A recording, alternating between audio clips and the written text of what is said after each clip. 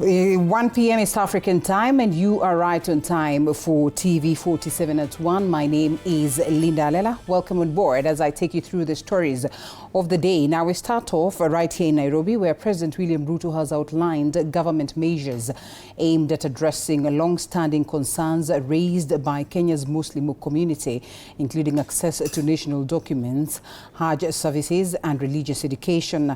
Speaking during a meeting with sheikhs and imams at State House in Nairobi, Ruto said the government had removed mandatory vetting requirements for Muslim applying for identification cards as well as passports, terming the previous process discriminatory. Now, the president also said the government was working to establish a consulate in Jeddah to support Kenyans undertaking the Hajj pilgrimage. He added that plans were underway to formally recognize madrasa and duski education within the national curriculum framework. Provide interventions. You need knowledge.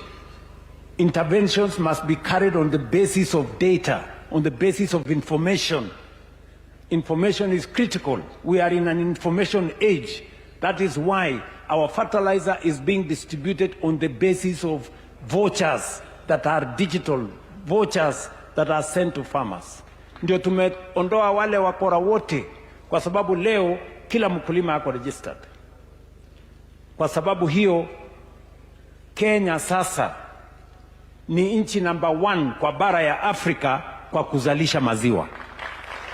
We are today the largest producers of milk in our republic, because of the interventions we have done in our livestock sector.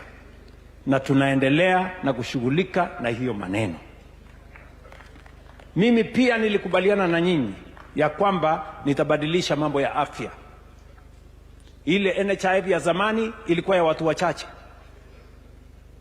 Watu ambao wako na kazi, watu wako na uwezo, watu wako na pesa ndio walikuwa pale kwa NHIF. Mimi nikasema katiba ya Kenya sehemu ya 43 inasema afya ni haki ya kila Mkenya, bila ya kujali ni wa dini gani, ako na kazi, ako na uwezo, ako na pesa, kila Mkenya. Na leo mimi nafurahi. All right, Deputy President Professor Kithure Kindiki is in Tanzania representing President William Ruto at the Infra for Africa Forum, the Africa 50 General Shareholders Meeting in Dar es Salaam.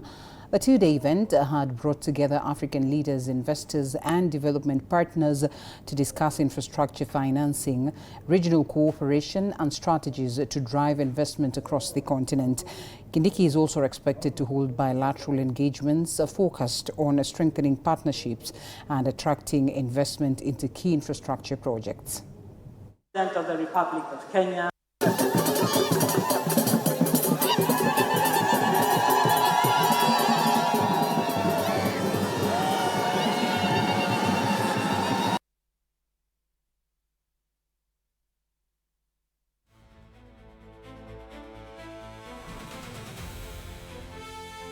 President of the Republic of Kenya, Your Excellency, in the AU Summit in 2013, Your Excellency, Wamkele of Mozambique, representing his President, Your Excellency, Dr. Samir.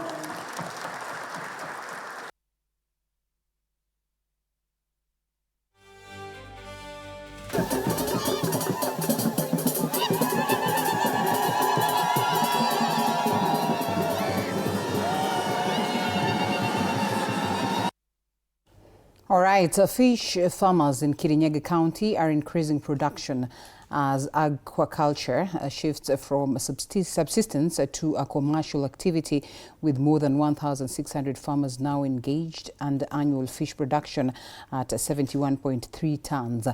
ABDP National Program Coordinator, that is Sami Macharia, says some farmers have increased their annual harvest from less than 10 kilograms to between 200 and 300 kilograms. Governor Anne Waiguru says the county is supporting farmers with pond liners, fingerlings, fish feeds and extension services, while a feed extruder has been acquired to help reduce production costs. The county is targeting annual fish production of 400 tons. The #1 county, say inland county, that produces fish in Kenya. Our farmers who mostly are young people, because the fish ponds has been embraced mostly by the young people, but we have a few older farmers, are now making about 16 million shillings. We are visiting the farmers to see the impact of the support that ABDB has been providing. And indeed, as testified by the farmers here in Kirinyaga, ABDB has a very positive impact. When you look at production in Kirinyaga, a smallholder farmer rarely used to harvest even 80 kilos per person per pod per year. And right now, this has increased to about 144 kilos per person per pod per year. The fate of Mukuruweni Member of Parliament John Philip Gishuhi Kagushia's plea in an offensive conduct case will be determined after a Nairobi court rules on objections raised against the charge sheet and its jurisdiction. Milimani Senior Principal Magistrate Teresia Nyangena has set August the 19th, 2026 as the date of issue directions after parties filed submissions on the preliminary objections. The prosecution has asked the court to dismiss objections, arguing that the charges are valid and should be tested through the normal trial process. However, Kagushia's defense team has challenged the charge sheet, claiming it is defective, unclear, and does not identify the alleged victims. The defense has also questioned why the case is being heard in Nairobi, arguing the Member of Parliament should be subject to the same procedures as any other accused person. The court will now determine whether the objections have merit or whether Kagushia will proceed to take plea. All right, we have that story that we've been following up on, and you'll be getting details on that shortly. Well, we shift gears to a different one, and still on the question of politics, where DCP, Party Leader Rigathi Gachagua, yes, is on the spot, and we take a look at that particular story just to see what really plays out in relation to the same. If you could give us that, Mr. Director. In a bit we get that, of course, even as we continue to follow up on the concerns and the predicaments of Kagushia. Here we go. Now, a section of women leaders in Nairobi have rallied, that is behind opposition leaders Justin Muturi and Peter Munya, rejecting a call by former Deputy President Rigathi Gachagua for political parties in the Mount Kenya region to fold and join his party DCP. Now, the women went ahead to dismiss Gachagua's call, saying the Constitution guarantees every Kenyan the right and freedom to choose a political party of their preference. They further criticized Gachagua for allegedly attempting to dominate the Mount Kenya political space, as well as imposing himself as the region's kingpin. Honorable Gachagua ndio maana alifukuzwa juu alienda harusi na gari ya wenyewe. Ndio maana sasa alichangamuka akatafuta gari yake DCP. Na sisi kama wamama mlima, ndio maana na mimi ni member wa KPP. Umesikia mwingine amesema ni wa Jubilee Uhuru, kuna mwingine amesema ni wa Munya PNU. Sisi tunataka chama mingi. Nataka kila mtu akae kwa chama yake. Kama uko KPP, kama kaa pale. Kwa sababu tukikuwa na chama moja, kutakuwa na corruption. Kwa sababu ikikuwa ni hiyo DCP, watu watatoa pesa. Kama ni Margaret anakataswa, kama ni Kamau anakataswa. Jogona akikuja pale akiwa na pesa mingi anakubaliwa. Ndio maana tunasema tumekataa chama moja. Kama mtu ni mtu wa Jubilee, akae Jubilee. Kama mtu ni mtu wa chama mingine, akae chama mingine. Hatutaki kufungiwa tukue kwa chama moja. Chama tunataka zikuwe mingi. Mnaona kama Western kuna kina Natembea, kuna kina nani wako na wao ni watu wa Linda Mwananchi, lakini wako kwa vyama tofauti. Now, politics aside for a moment, the Teachers Service Commission has defended its promotion framework, saying that career advancement for teachers is determined by eligibility, qualifications and available funding. The Commission says the 2 billion Kenya shillings allocated for teacher promotions this year will support the advancement of 34,016 teachers as it seeks to address career progression concerns. Acting TSC Chief Executive Officer Evelyn Mitei said promotions are implemented through the established career guidelines and available resources, dismissing claims that the process reflects a lack of commitment to teachers' welfare. She added that participation in sports and other co-curricular activities will continue to be considered in recognizing teachers' contributions beyond classroom teaching. But what I want to tell our teachers, promotion is based on career progression guidelines. Our teachers expect that if you do well in games this year, you will be promoted. The next year, you will be promoted again. That is not possible. Promotions happen based on availability of funding. So the delay is not because the Commission is delaying with the exercise, but sometimes the funds are not available.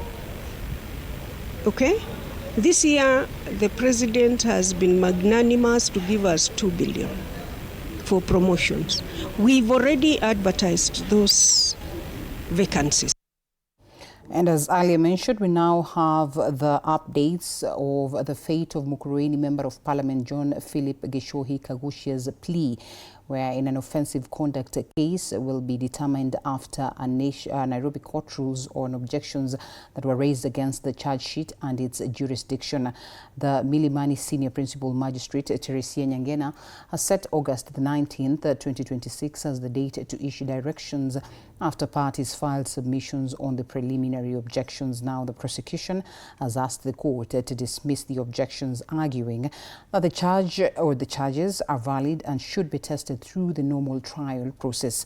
However, Kagushia's defense team has challenged the charge sheet, claiming it is defective and clear and does not identify the alleged victims. The defense has also questioned why the case is being heard here in Nairobi, arguing that members of parliament should be subjected to the same procedures as any other accused persons.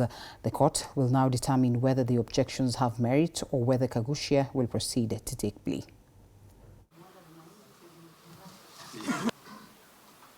You can clearly see that the whole system has been made to, has been enabled in such a way that it is used to intimidate, deliberately so, any political leaders who are against William Ruto and his rogue government. One of the reasons why Mr. Murkomen is after me is because I have declared clearly that he is a minister for Bunism and coordination of national abductions and then, of course, terrorizing citizens. All right, we follow up on that to give you the updates later on. Now we take a quick short break. It's 14 minutes past 1 p.m. East African time. We still have more lined up for you, and we come back with that.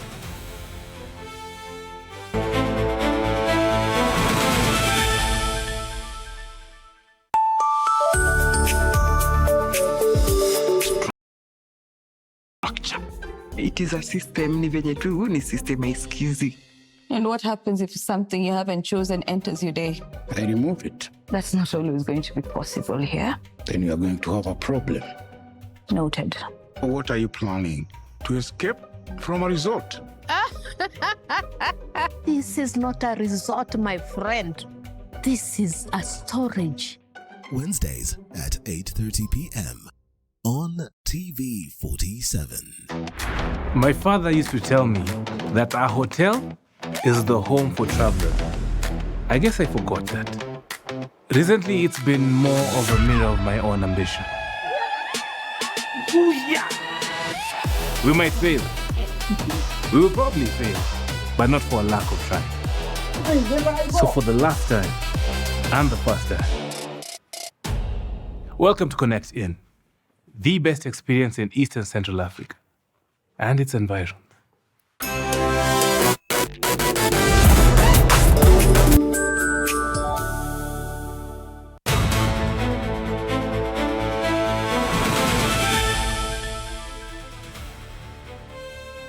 Thank you for choosing to stay with us. We proceed with news where the Geologists Registration Board has begun a week-long assessment of rising water levels in Rift Valley lakes to establish the causes, extent of damage and possible long-term solutions. The investigation comes as expanding lakes continue to displace communities, submerge farmlands, destroy infrastructure and also alter ecosystems across the region. Mike Chalo reports on that.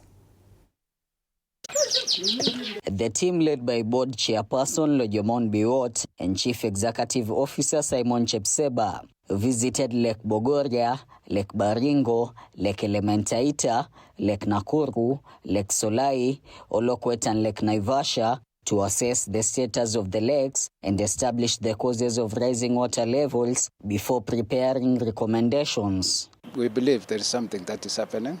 We cannot say for sure what it is, but we think that the graben or the section that is faulting or cutting is subsiding or moving down. The rising water levels, which began in 2010, have caused socio-economical and environmental damage.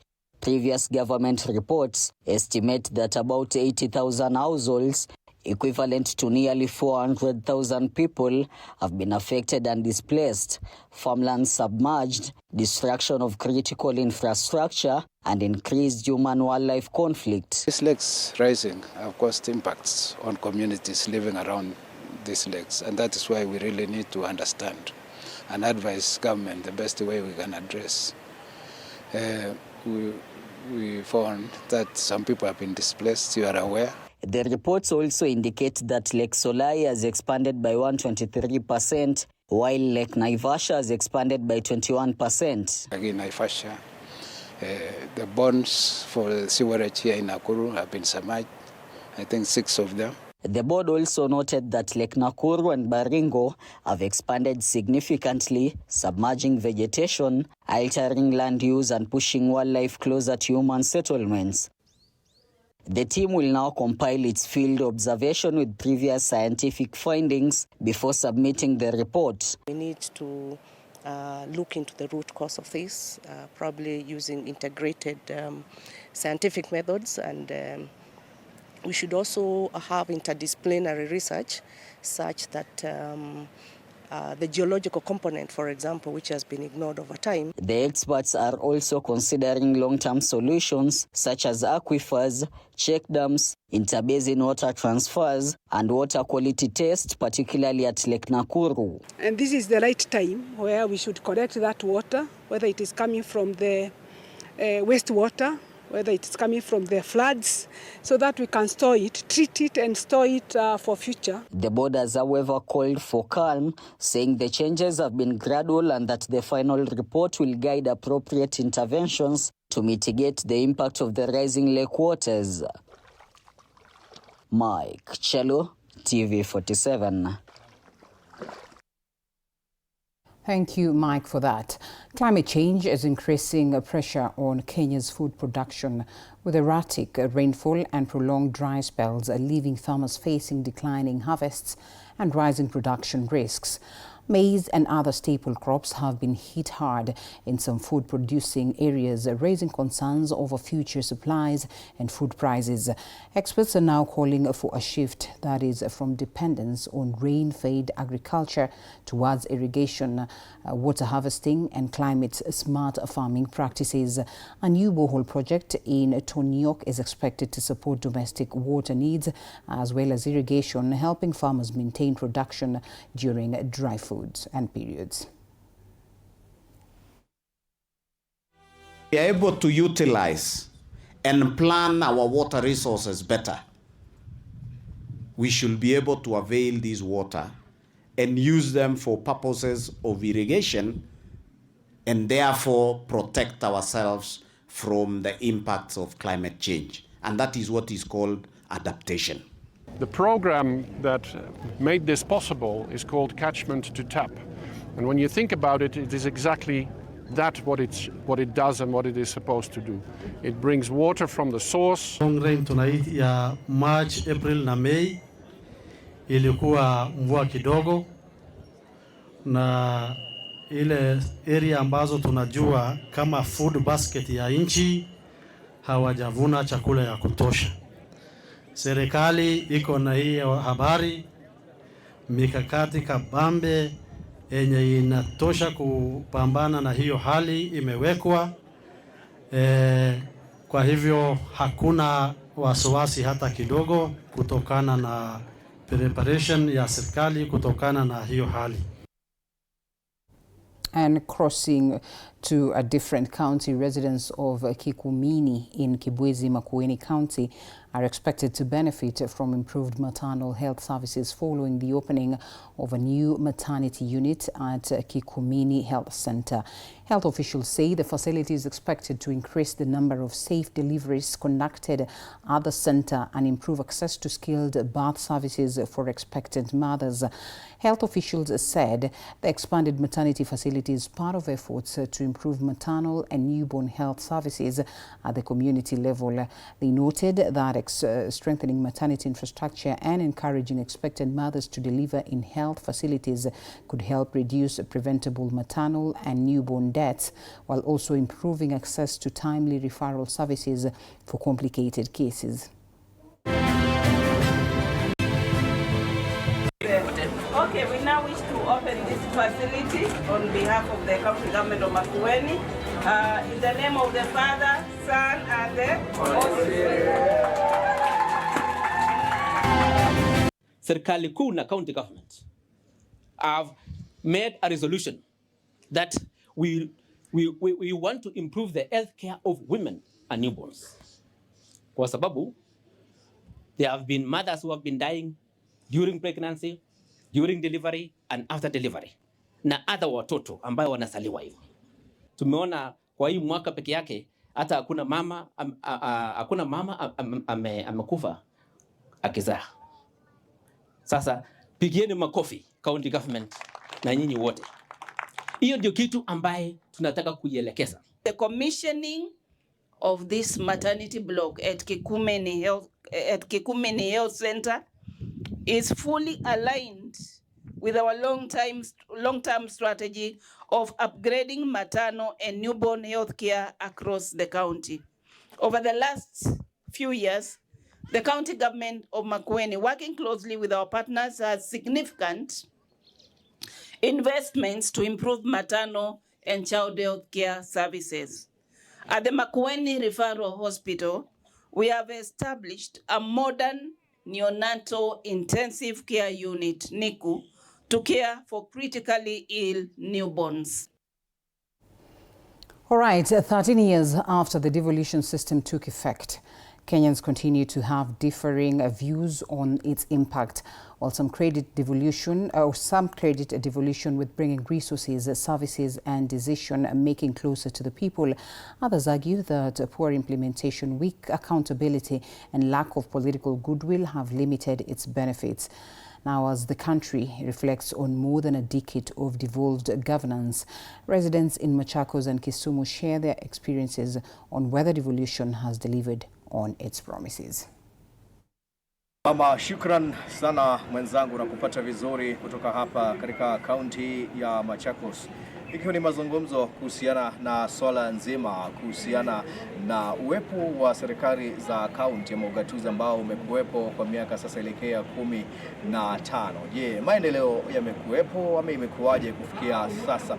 Katika kaunti ya Machakos nazungumza na baadhi ya wananchi pamoja na viongozi ili kuweza kutueleza mengi zaidi kuhusiana hasa kufikia sasa miaka 15 imekuwaje. Kumbuka kwamba katika kaunti ya Machakos kufikia sasa bajeti ya mwaka 2026-27 haijaweza kupitishwa katika bunge kufuatia mzozo ambao umeibuka kati ya wawakilishi wadi na serikali ya kaunti ya Machakos. Lakini je, mambo yakoje kufikia sasa miaka inaelekea 15?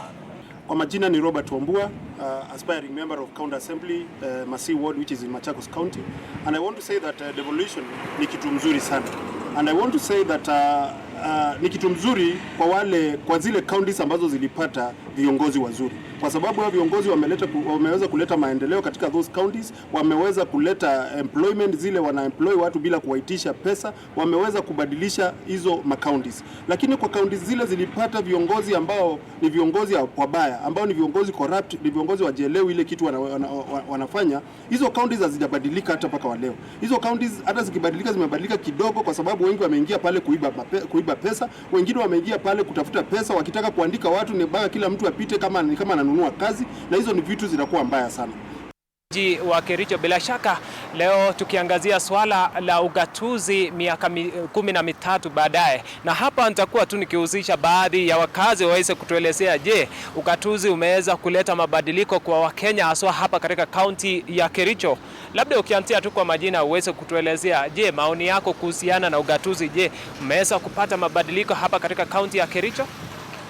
Kwa majina naitwa Kimbai Robinson, na ningependa kusema devolution help in some sectors. Tukiona sekta kama ya barabara mingi vile devolution ilikuja, barabara mingi aswa kwa kijiji zimefunguliwa. Na kitu kingine ningesema, depending on who is elected as a governor, ina affect devolution sana. Kwa profession yake, tukiona saa hii Kericho is performing well kwa mambo ya ualimu, juu wameandika walimu wengi katika Kericho. Hiyo ni kwa sababu the governor of Kericho ni ako hiyo sekta ya ualimu. Another thing Kenya ningependa ningeomba we had a devolution conference enye wananchi wa Kericho walikuwa wanafundishwa what is happening na devolution ya Kenya. So tulikuwa tunaomba more of those meetings zikuje wingi, ndio raia na Wakenya wa Kericho waelewe. Na asante sana kwa wakati wako. Labda tu uweze kutuelezea changamoto ambazo mnasipitia ambazo sasa hivi mngedani ugatuzi ingebidi kushughulikia kwa sasa. Naam, kwa majina ni Nixon Kiprono, kiongozi wa vijana Kericho, kaunti ya Kericho. Ugatuzi vile si kitu mbaya, lakini tukisema devolution inamaanisha kwamba tunafaa kuwa na yule ambaye anajua maana ya ugatuzi, ambaye anasimamia, ambaye ni governor, ajua kwamba ugatuzi inafaa kudirectiwa kwa njia gani. Kwa mfano unapata katika sekta kama vile afya imedofika sana katika kaunti yetu. Kwa mfano tunafaa kurudisha mambo kama county, mambo ya afya irudi national government, so that national government they will control, kwa sababu hapa tuko na shida ya hospitali, madawa nini ni shida. So ugatuzi sio jambo mbaya, lakini inategemea nani ambaye anasimamia mambo ya ugatuzi. So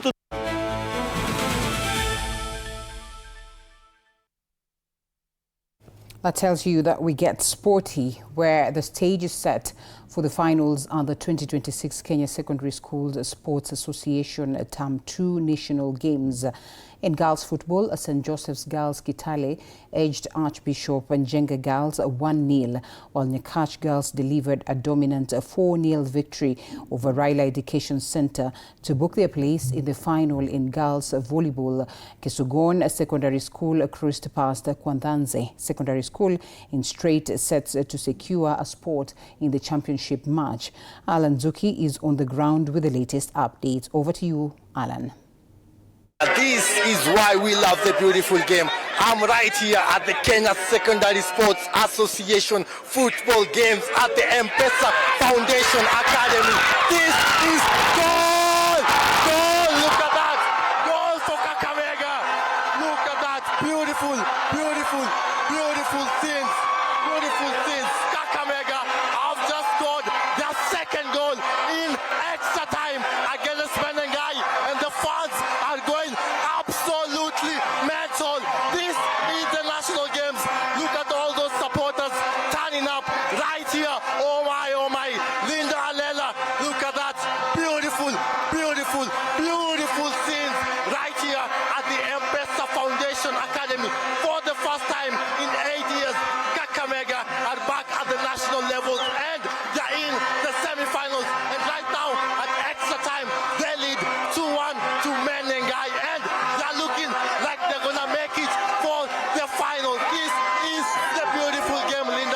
supporters absolutely rejoicing. 2-1 to Kakamega. Pure excitement. Linda Alela, you can look at the fans, their supporters. You can see the pure excitement, the pure joy. This is exactly why we love the beautiful game. The Kenya Secondary Sports School Association. Football. This is the beautiful game, Linda Alela. Of course, as I told you, Kakamega are now leading 2-1 to Menengai in extra time, and they'll be looking to go on to the final since their last ever national appearance in 2018 against Upper Hill in Kakamega. The first time in 8 years they're back in national level, and for the first time they might just go for the finals. This is the beautiful game, Linda Alela, and I wish we could stay much more. However, right now, back to you in studio.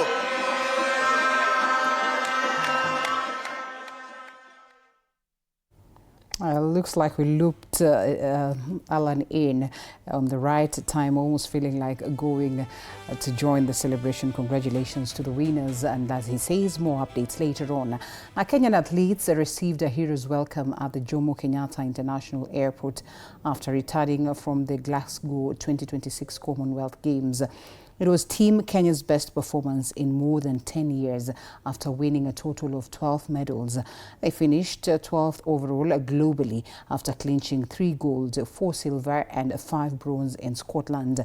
Athletes who jetted back this week include 3,000 meters steeplechase gold medalist Edmund Serem, women's 800 meters silver medalist Lillian Odera, and the first Kenya woman to win a Commonwealth Games javelin medal. That is Irene Chip Kemboi, who claimed bronze. Australia topped the medal table with 171 medals.